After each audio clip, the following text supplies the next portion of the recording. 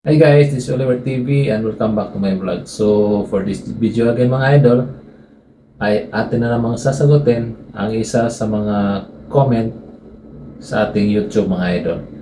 So ito po yung kanyang tanong mga idol. Paano kung na-detach yung chip? Anong dapat gawin? Pwede po yan ibalik gamit ang glue? Salamat po sa sagot idol.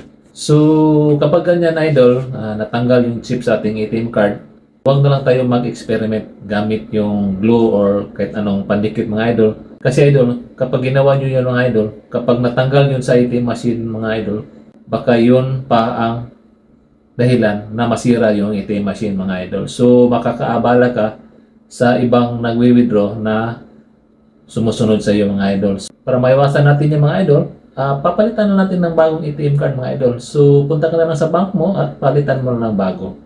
Madali naman po makuha yung bagong ATM card mga idol. So, yung card lang po ang papalitan. Yung account number at saka yung savings or laman ng ATM mo ay same pa din.